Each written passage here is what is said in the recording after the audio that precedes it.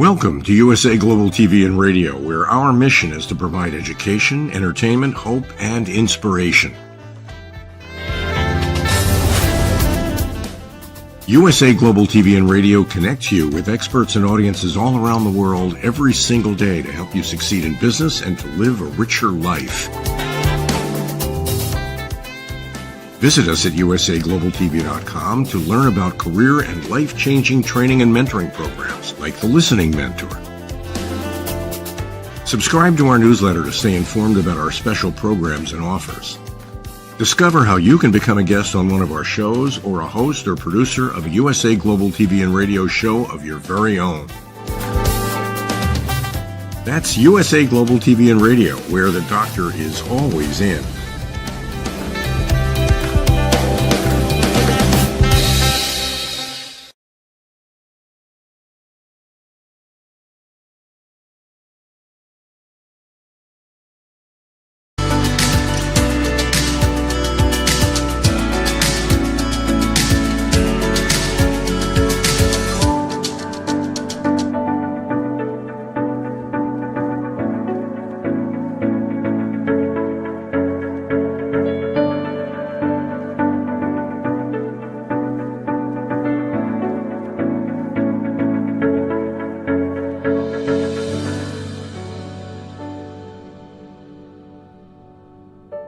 Hello, beautiful soul family, and welcome to Weekly Wisdom and Insights, your home for spiritually guided transformation and empowerment.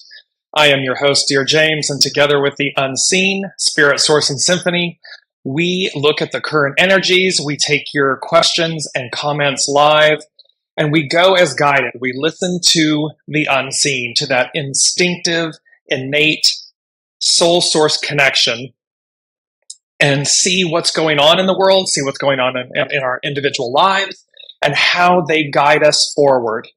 And it's a brand new month. It's May of 2023. And it's also, it's been such an action-packed time. And this is true since we've really began this journey. I guess it's true in life in general. And yet, this is this beautiful month of May. It's a 5.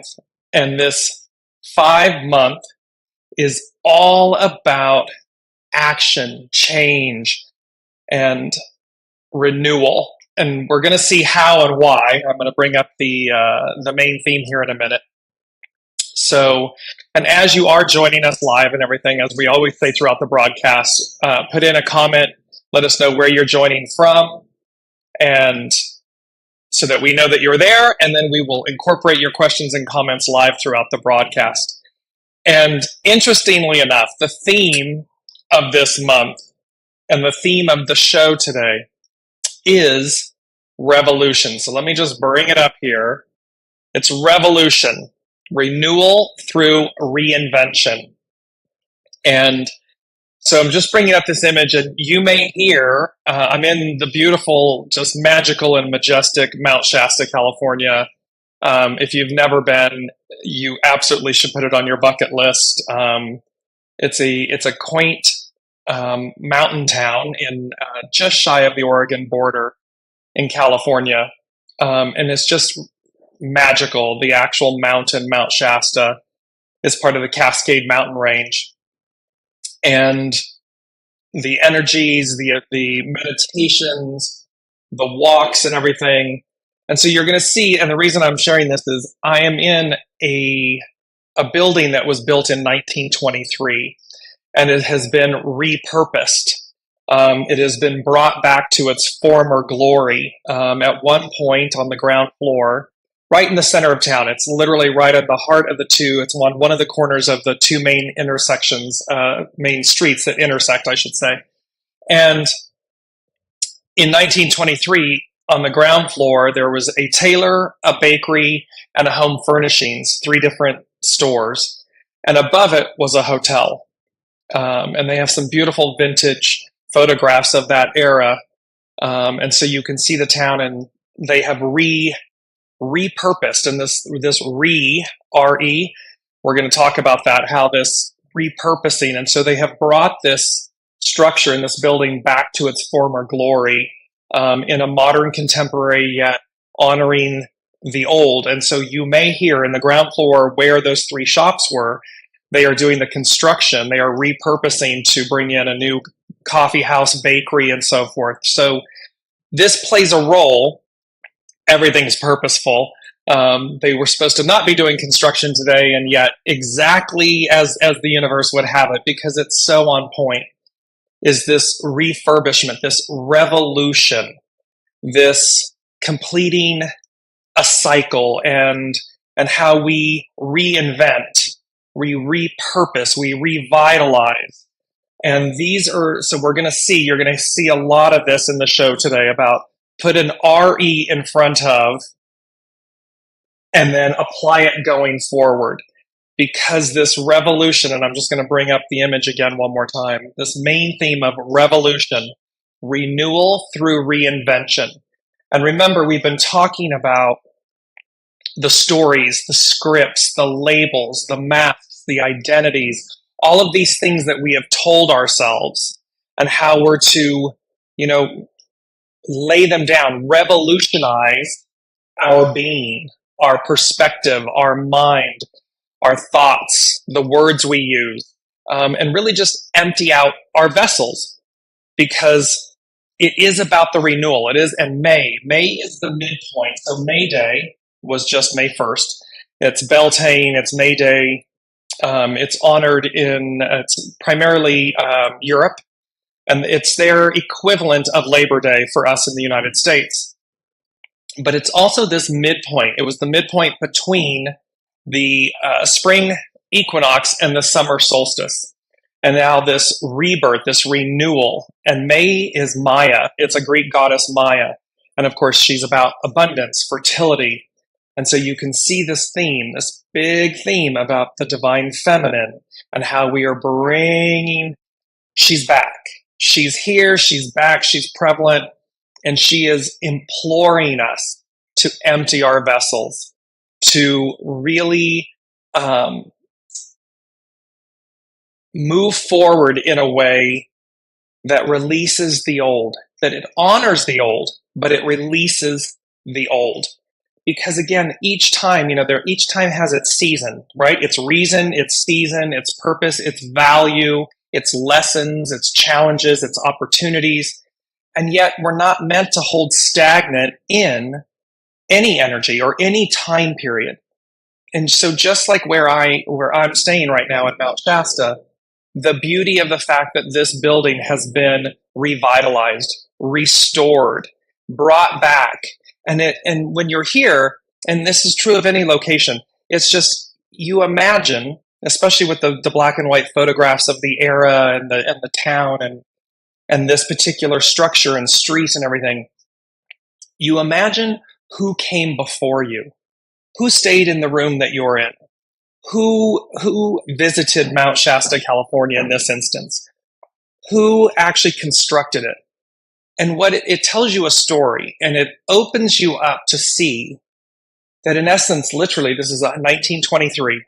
So it's 2023. It's 100 years. It's a century of souls, of living, of creating, of structuring, of experiencing.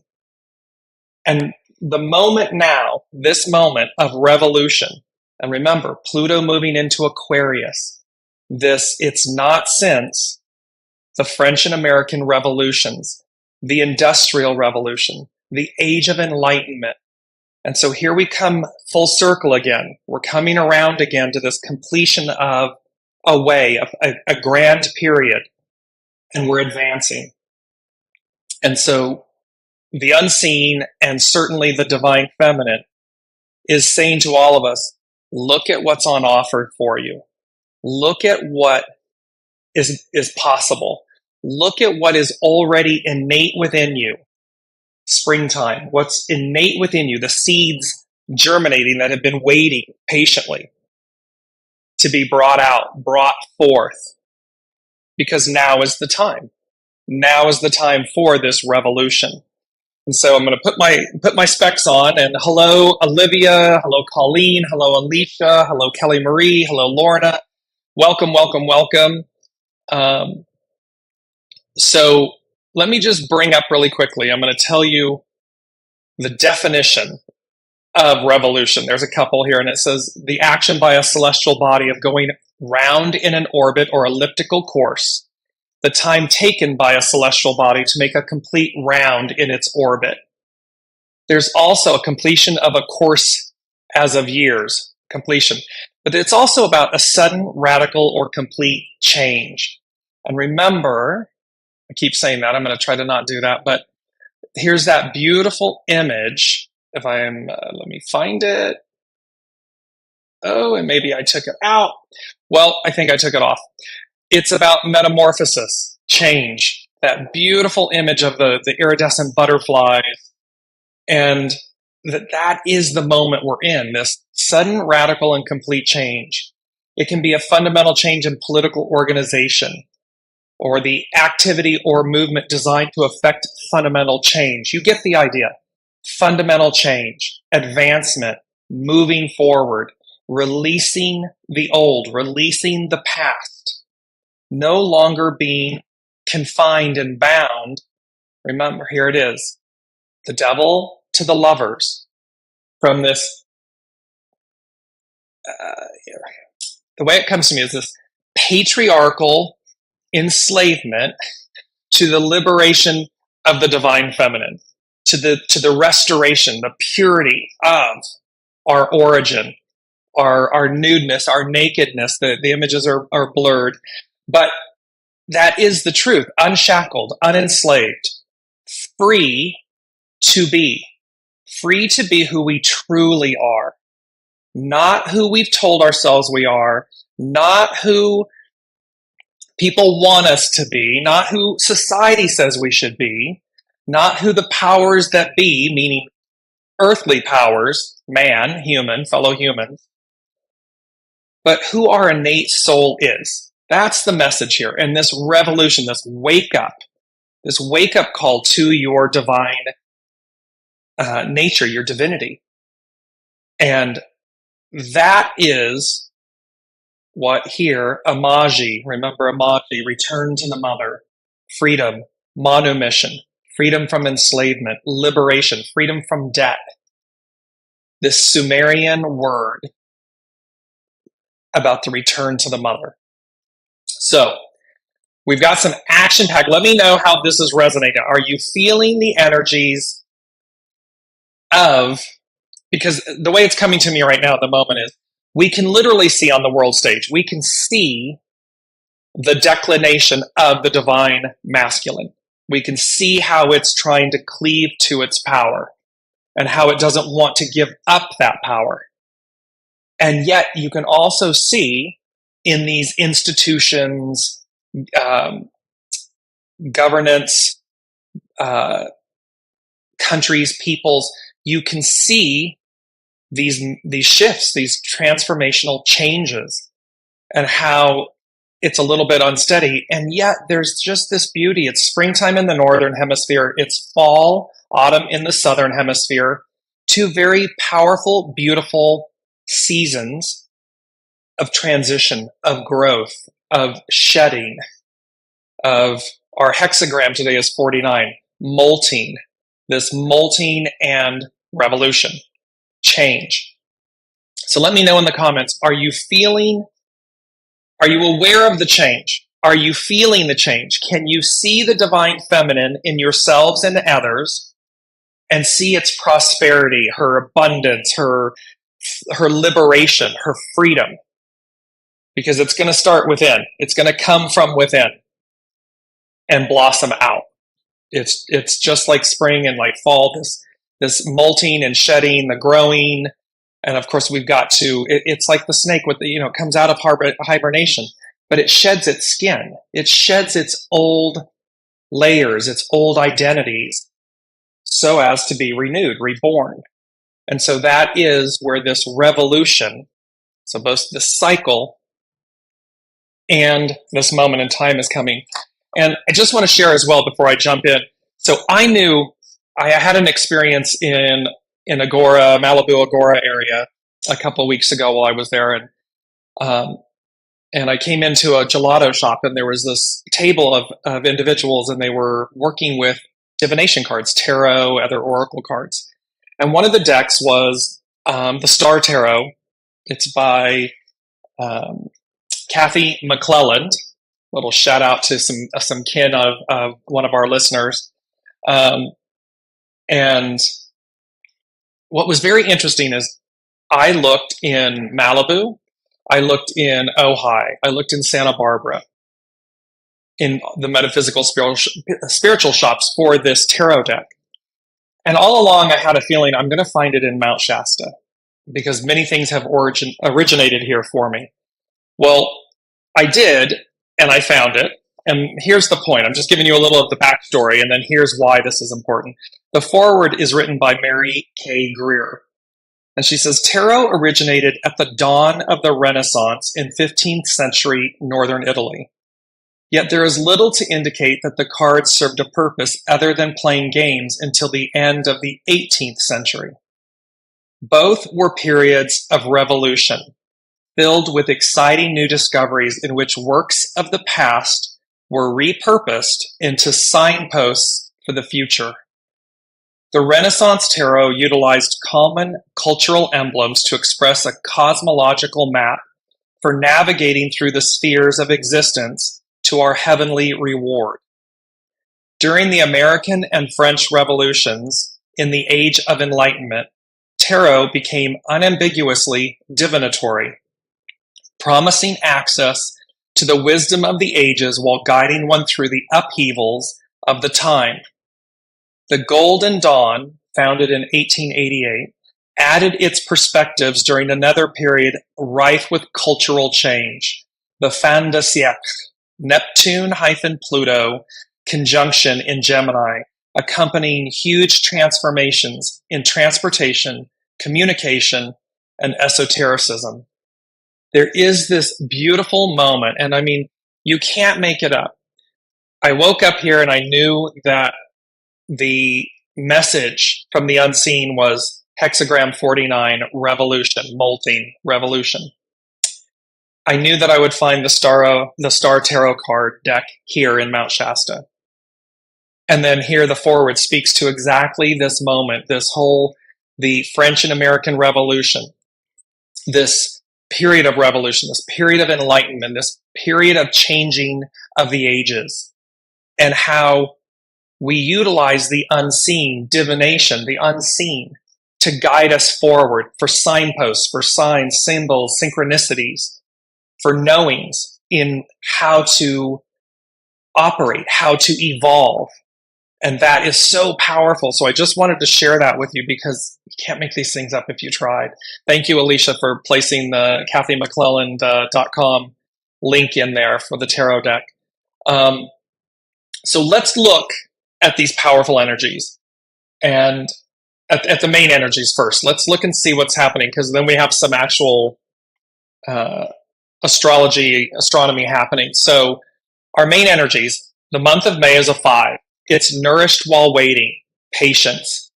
And so this is important because it's to remember, as you shed, as you molt, as you repurpose, revitalize, reinvent, rethink, repropose, repurpose, revisit. And this is also very interesting because right now, again, Mercury is retrograde, right? So Mercury is always about revisiting, relooking at things with a fresh perspective, looking into things, looking at ourselves. And so this nourished while waiting, patience, it's about remembering to nourish yourselves. Me being here in Mount Shasta is a huge, huge gift. It's like this nourishment while on this journey of the unknown, of going as guided. And so, and it's a reminder to have patience with ourselves, with others, with the process, so that what eventually prevails and presents itself is the new you, is this one where the seeds that you have planted long ago, your soul planted these seeds long ago, ripe for this moment. Right, R-I-G-H-T, right for this moment, and ripe, R-I-P-E, ripe to bloom, ripe to blossom, right for this moment. 3, today is the third. It's the difficult beginning. It's persevere. We are in that moment of transition, of change. So of course it's going to be difficult in the beginning. It is that moment where you must persevere. Remember, we're sitting Pluto in Aquarius, 29 degree, that 0 degree, 29 degrees. It's right now at 0 in Aquarius. It just on the 1st, and I'll show you this in a moment. It began its stationed retrograde. It's going to slightly regress back to the 29th degree, that degree of faith, and that anaretic degree, and then it's going to fully move forward come January, I believe it's January 21st of 2024, and it'll be for the next 20 years. So here they're showing us this period of revolution, of reinvention, of renewal, of enlightenment, and how it changed our world. It changed peoples and the world and countries and industries and governments and the entire thing, because it revolutionized our existence, our interaction, our relationships, our way of life. And this, remember, they've said to us, it's like what happened in the Saturn Pisces piece, that from 1993 to 1999, it's like those experiences, but on steroids, because it's going to be about the collective. It's going to be about how we as a people change, and the change is for the greater whole, for we the people in totality. How does what I do, how does what I contribute matter for the collective good? And by a byproduct, we receive something individually, micro, macro. So we have this difficult beginnings, we persevere. It's a 7-year, all year long. So that army legions, that correct discipline, go as guided, do the right thing for the right reasons, and the rest will come. It's about doing right by yourself and then also by others. Because when we do right by ourselves, when we're true and honest with ourselves, then that same gift of purity, of transparency, of openness transcends, ripples out. And of course, that's what we want to then receive back. So we've got this correct discipline and armies, legions. We have, a plethora on the unseen, on the side of the unseen, uniting with us. There's number 8, this uniting, because the 5 and 3 become an 8. And this uniting, coming together, coming to meet. And you're going to see how that same unity and uniting is in Hexagram 49. And then, of course, the overall theme, 49, revolution, molting, to transform. And it's so, I'm beaming with excitement. I will not lie to you. This has been, since I embarked, and I think I've been in 9 places in 3 months. The human gets tired, and so forth, and yet persevere, because there's a transformation occurring, and it's leading you. The unseen will lead you. Your soul source connection will lead you to a higher octave of yourself, to something you never realized is possible or allowed, or maybe you did, and yet you buried it, you put it away. You said at the moment or the time it wasn't attainable. However, Great Mother, Great Spirit, Spirit Source and Symphony, the unseen, your soul source connection is speaking to you about, they're like kind of banging their hand on the table. Now is the time. Now is the time to bring that out. So let's look at the astrological influences happening, because there are some big ones. Aren't they always? It's interesting. This has been some action-packed months and time. So coming up, so on May 1st, just Monday, 2 days ago, Pluto stationed retrograde at 0 degrees Aquarius. And remember, 29 and 0, these two, the anaretic degree and the beginning degree, are the most powerful. It's when the planets, when you really feel the intensity of their influence, their power, and you can see this. We can see it on the world stage. On Friday, it's a full moon. It's known as the flower moon. It's going to be at 14 degrees Scorpio. And it's also then an annular lunar eclipse. So we've got a full moon on 5/5. These fives, changes, transformation, transition, changes. It's a lunar eclipse. So solar eclipses bring things in. Lunar eclipses move things out. So again, you may see that you're moving, or you've decided to change jobs, careers, cities, locations, a friendship goes, type things like this, but things that no longer serve, things that will eclipse out to make room and space for greater expansion, transition, evolution. So this is happening on Friday. So be really mindful. It's Scorpio. It's in the sign of Scorpio. And so there's both, it's recognizing the nature of these things.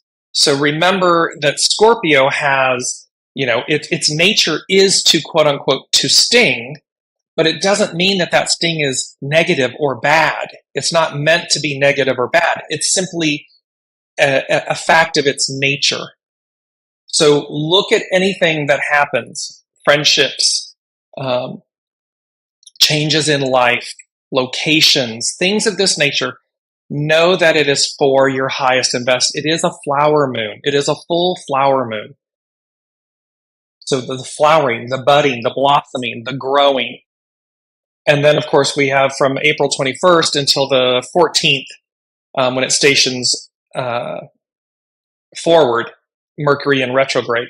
So this whole influence right now coming up, there's some intense energies, and yet, I don't know about you all, but they feel auspicious when I think about it intuitively in the moment. They feel auspicious, even though they're stretching us. It's like a taffy, the pulling of the taffy, or if you work with dough, if you're a baker, if you ever bake, you're kneading and working with dough, and there's an intuition. There's a knowing about how long or how assertive or aggressive you can be with the dough before you extinguish its life force. It's the same. There's an intuition about how far you pull and stretch the taffy so as to not break the link. And then it brings it back together and reshapes it and stretches it again and brings it back. These are the analogies. And so recognize and realize that this is part of this renewal through reinvention, because we are being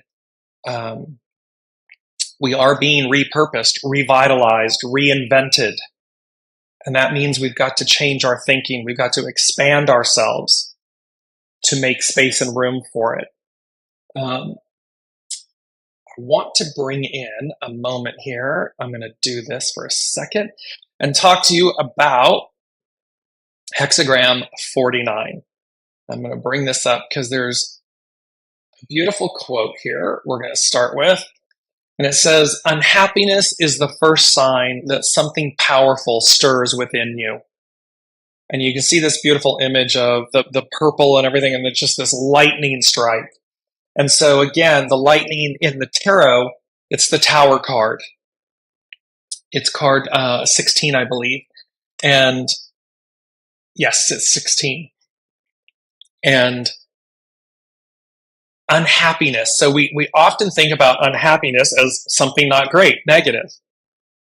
And yet what it's talking about here is unhappiness is the first sign that something powerful stirs within you. And that something powerful is change. You're looking for the new. You're looking for the advancement. You're looking for the release. That revolution, that completion and beginning.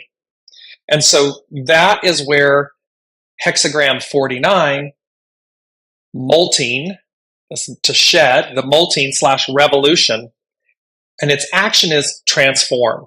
Its hidden influence is 44, coming to meet, encounter. And so again, here we're coming to meet. Remember, the unseen, the divine mother, the force, the pure force of the divine mother, of the divine feminine. This unity consciousness, this nourishment while waiting, this nourishing aspect of ourselves. We're coming in, we're coming to meet, we're coming to encounter it together at the same time. And then its underlining cause, which is amazing, is 4, it's last month's energy, 4, youthful folly, try again. Because what it's saying to us, again, that 29th degree, that 0 degree, that energetic degree, that degree of faith, try again. Do not give up. It's a degree of faith. And you will get there. And the revolutionary process assures it, because it's going to advance us. As Lauren is saying, it's going to release.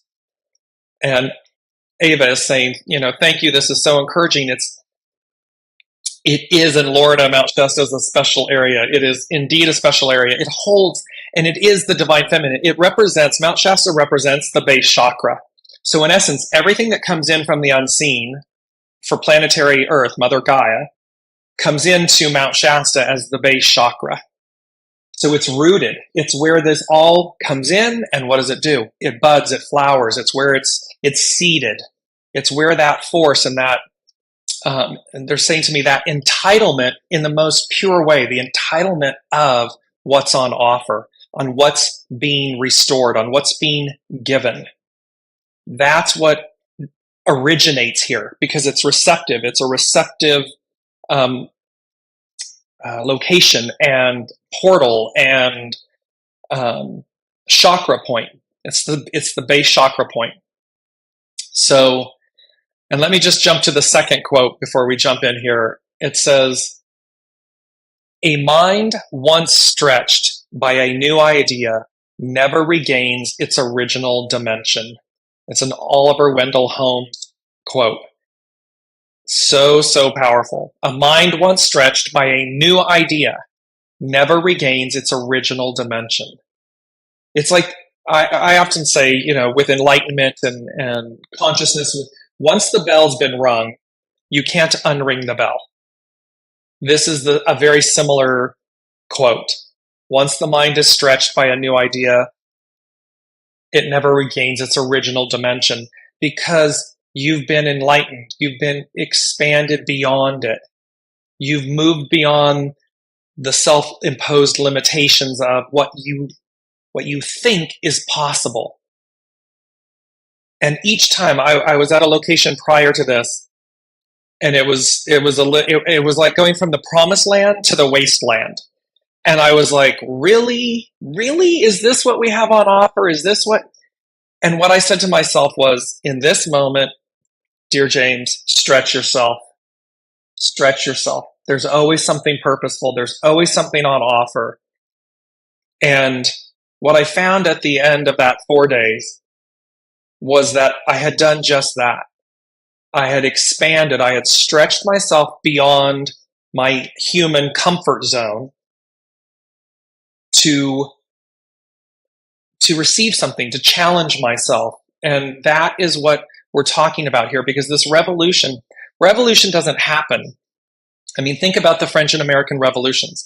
Any form of revolution, whether it's a completion around an orbit, a time period, a cycle, or whether it's a revolution in terms of the kind of the French and American of society and so forth, that doesn't happen if we stay in place, if we just stand in place, or if there's no unhappiness, because the unhappiness is stirring the desire for the new, for the advancement, for that cycle to regenerate.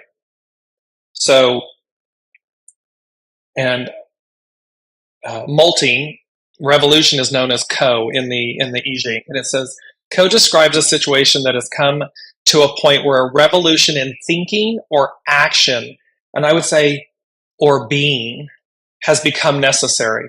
where a revolution in being has become necessary. The joyful lake has a fire burning beneath it, which brings the situation to a boiling point, and it transforms in the same way water can be vaporized.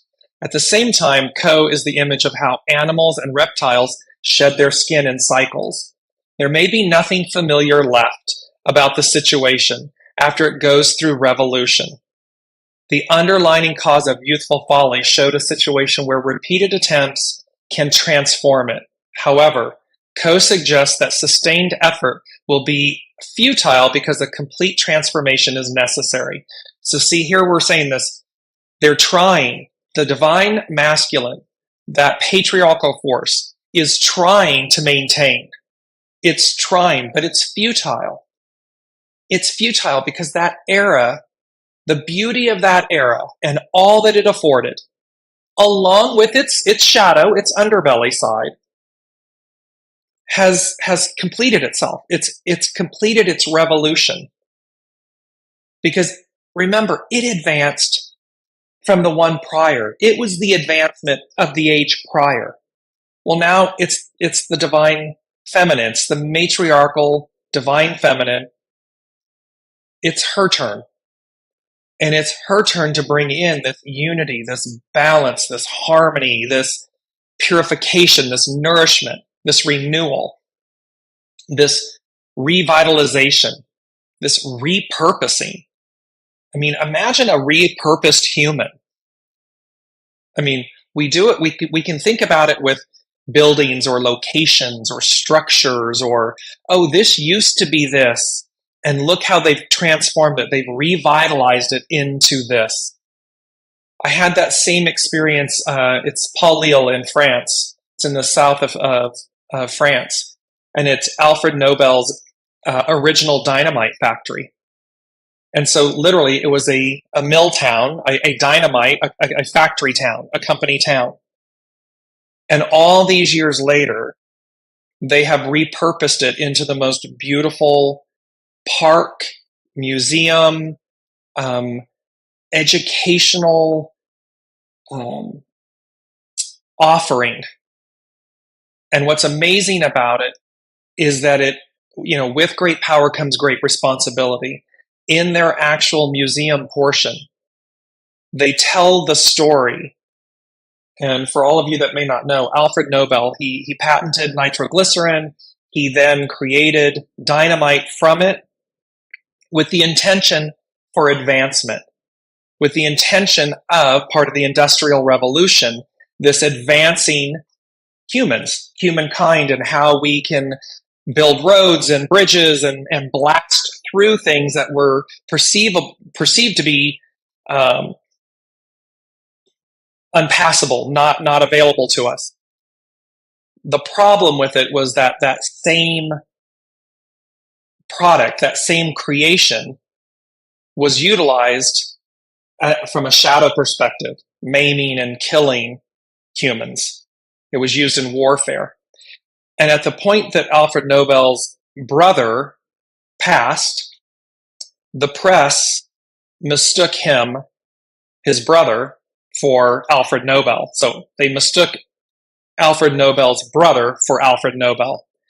And they referred to him as the Merchant of Death in the write-ups about his obituary and so forth.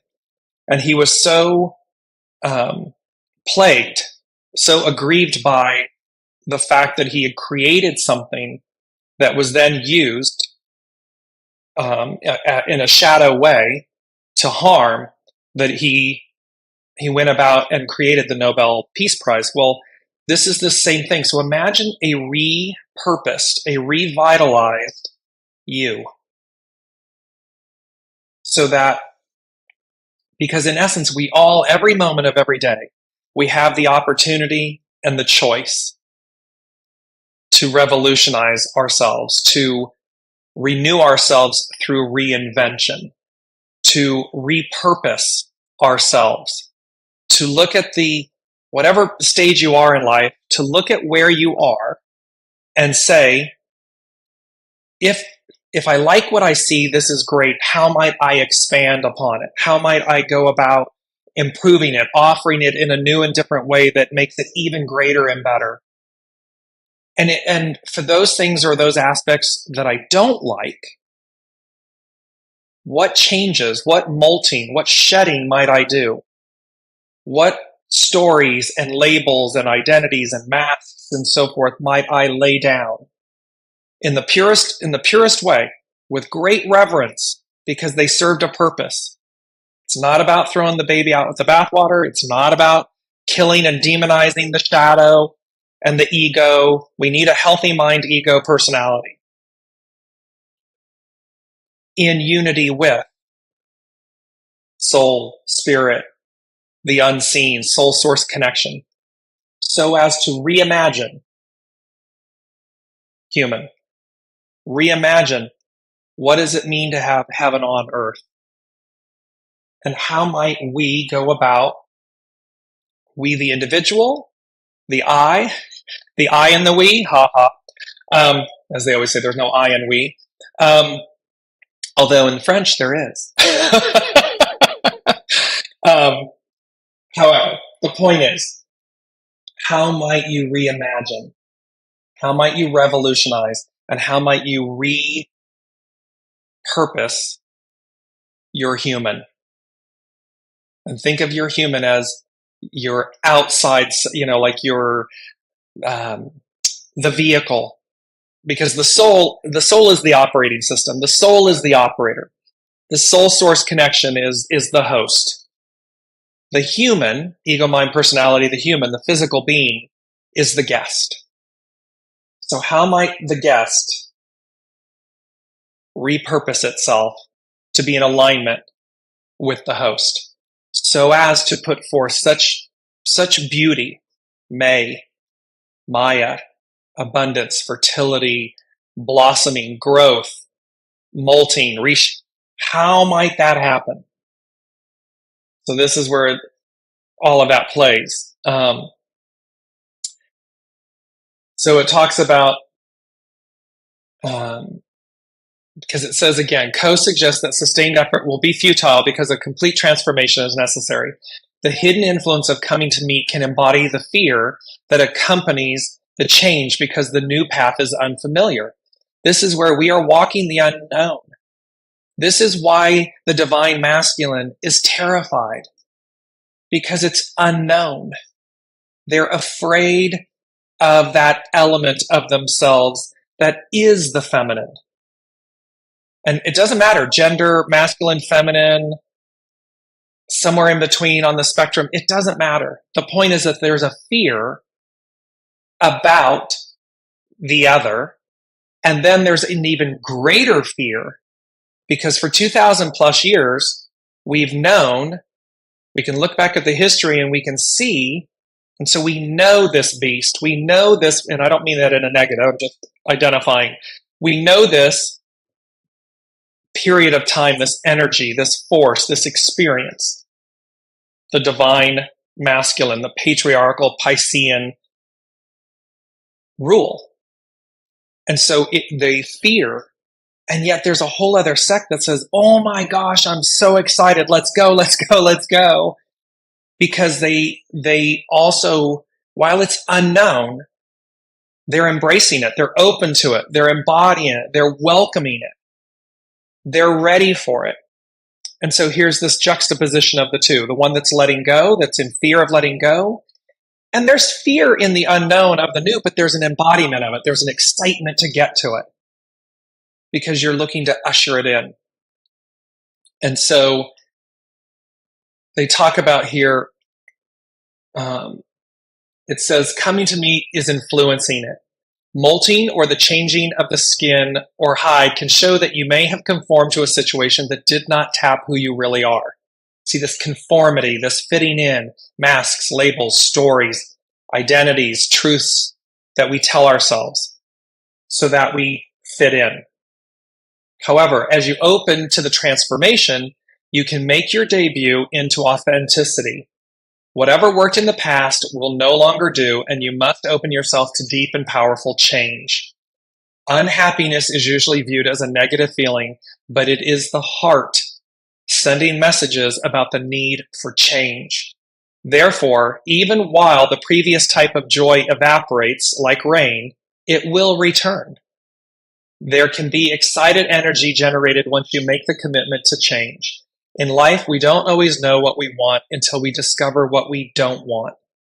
And that's very true. Look at how, as we advanced quite far. And then in the last, let's say 6-7 years, 8 years, 6-7 years, we slid back. It's like this, like it appears as though we're retrograding, we're sliding back.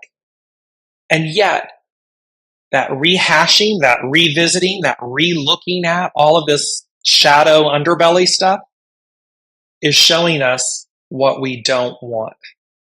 We don't always know what we want until we know and discover what we don't want. And so many of us are saying, we don't want that. Been there, done that. We don't want that. We're marching forward. We want and are open to what's new. What's going to come in and usher in this new human, this new heaven on earth, this new me, where the seeds that I planted, that my soul planted so long ago, come to flower, come to bloom, flower moon, that they come to life. Co is a hexagram purely focused on truth, authenticity, and the discovery of real fulfillment. See, it's live, not Memorex. It's original intelligence, not artificial intelligence. It's truth, authenticity, real. Period. End of story. Have a nice day. It's not manufactured. Because you can't. The soul, you can't manufacture the soul. The soul is pure divinity. It's pure source energy. There's no replica for it, which means there's no replica of you. There's one of you. What did your soul say it would do? What did your soul say it came to experience and achieve? And really, what did your soul say? Because that may be the old operating system, the old. And then here's the new, right? So everything that's led up to this point is what they were just saying, what I just articulated. And then they're saying, okay, now in this moment, this May moment, looking forward, and everything's been building to it. What did your soul say it would receive? What's your soul's inheritance for all of this climbing, challenge, struggle? And yes, buried in there's all the golden opportunity is the ideal. For all of these works, now turn and pivot and say, what did my soul say it would receive? What are its gifts, its blessings, its renewal? See, we don't think about that, do we? Because we're constantly focused on climbing the mountain, on the ideal, on reaching the ideal. Does it ever occur? Put in the comments. Does it ever occur to us? Does it ever occur to you that there's an actual reward, that there's an actual blessing, that there's an actual gift, and it's already yours because your soul claimed it, brought it in, realized it before it ever came?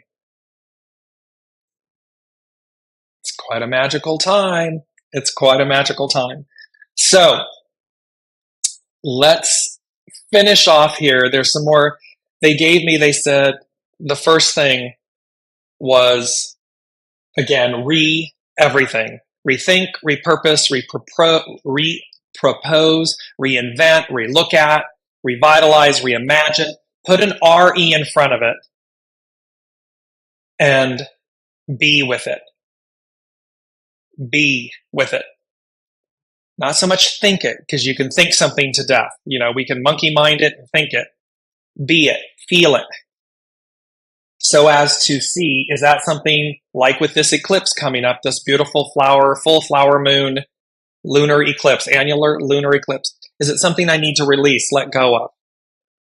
There's a beautiful Sheila Haidt, the astrologer. I do this, she does this.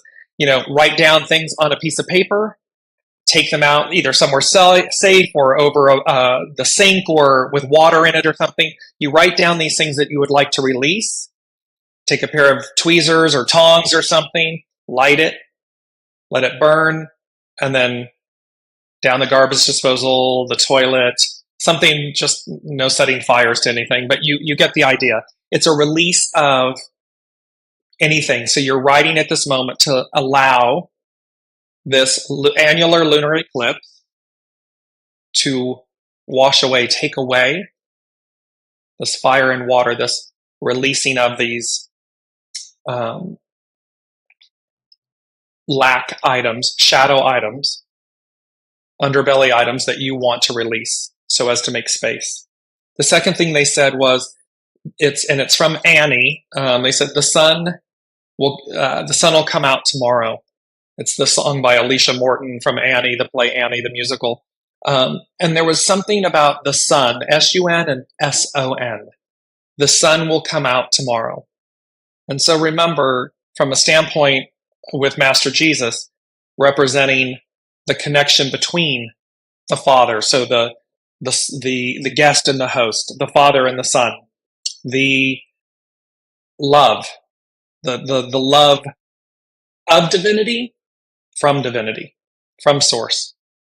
This beautiful, and that the sun, the radiance of the sun will come out. It will shine through. It will illuminate. Third thing they said, powerful change, rebirth, renewal, growth. And so this month of May, this 5, there's an energy, there's a power, a force, an energy, a powerful change of forward movement that is ushering in, they're saying to me, that's ushering in conscious awareness. Meaning, you may just have flashes of instantaneous conscious awareness, knowings, epiphanies, like expansion, where, remember, the mind, here's this beautiful quote, a mind once stretched by a new idea never regains its original dimension. So that's this type of powerful change, force, this expansion, this illumination, this kind of change that just ding, and you're like, oh, because again, we're repurposing, vitalizing, looking at yada, yada, yada. So it can literally be like this epiphany moment, and you know exactly what to do, or you hadn't seen it before. It didn't come into your conscious awareness. But in this month, especially moving forward, these epiphanies of conscious awareness, these expansions on tap. Then comes, they said, number 4, and it's foundational. And they said, oh, how the heavens hath parted, ... for you, ! And then I saw and heard King Midas, everything you touch turns to gold, ... again. So in your individual lives, in the way you see, speak, think, interact, respond, don't react, especially coming this week and this weekend, and because we're finishing up, this is the bookend of the first set of eclipses, and it is the last on the Taurus-Scorpio axis. We moved forward, and it'll be on the Aquarius, not Aquarius, Leo. It's on the Libra something, I'll tell you. I'm drawing a blank on the other axis. I know it's Libra, and I forget what's across from it. But they're saying to us, foundational, 4, oh, how the heavens hath parted for you. So the parting of the Red Sea. This is talking about, oh, how the heavens hath parted for you. King Midas, everything you touch turns to gold again. Prosperity, abundance, liberation, gold. And it comes with King Midas. Okay, remember, King Midas so adored gold, was so fascinated and caught up with it, one could say narcissistic about it, that what he touched turned to gold because he was not in harmony and balance. He was imbalanced, and thus the result of that action was that everything he loved and adored, and remember, he reached out for his daughter and touched her and she turned to gold. So while this gold, everything you touch turns to gold and it returns, with great power comes great responsibility. With great opportunity comes great responsibility. It is that 7 legions and correct discipline. Do so correctly. Do no harm. Do it so that you are in harmony and unity and balance in that matriarchal, divine feminine, nourishing state. Number 5, they said, time to spring into action. And literally, as I was writing that, the cap on the pen flew off. And they said, time to spring into action. Blow the lid off of this and then insert what, and sometimes we say you're going to blow the lid off this town or this place or this moment or whatever. So blow the lid off of something. And again, in a proper, good way, in an excitable, enthusiastic, rejuvenation, revolution, renewal way.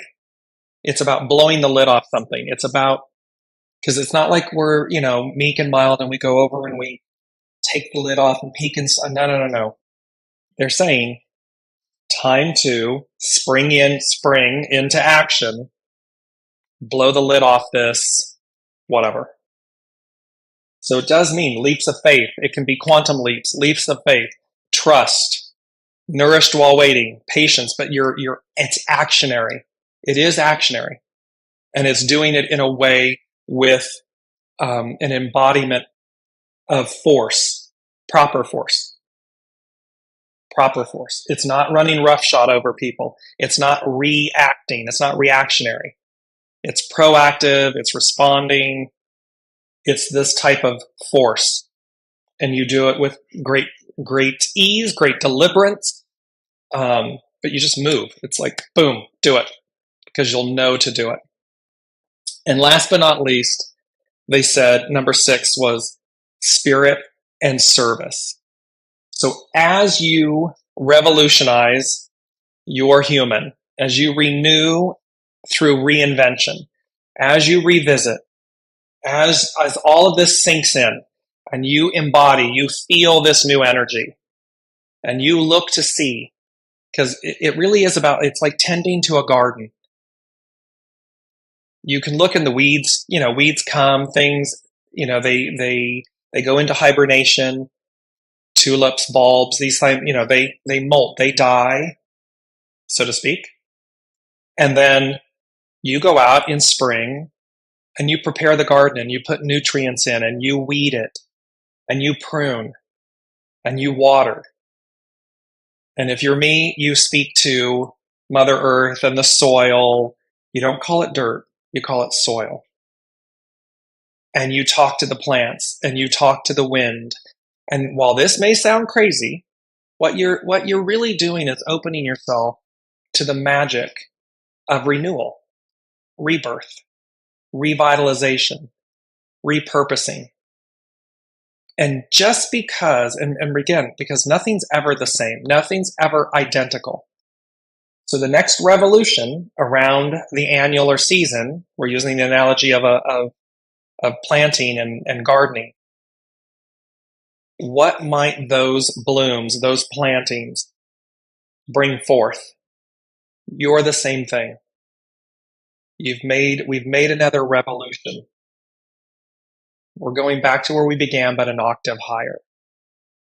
And so in this moment, what might you reveal? What gifts did your soul claim because they're already there. Now it's just you spring forth into action, blow the lid off this old, molt away the old, burn away the old, flush away the old. You get the idea. And what might spring forth from your being in this moment, this very powerful month of transition. So thank you all so much for joining, for your comments and your contributions and everything. I am thrilled to be here in Mount Shasta for the moment that I am here. I will see where I am next week, but we will see you next week and continue on in this journey. And in the meantime, be really, really, really patient, loving, and kind with yourself, and inspired by your own revolution, your renewal through reinvention. Love you all so much. We'll see you next week.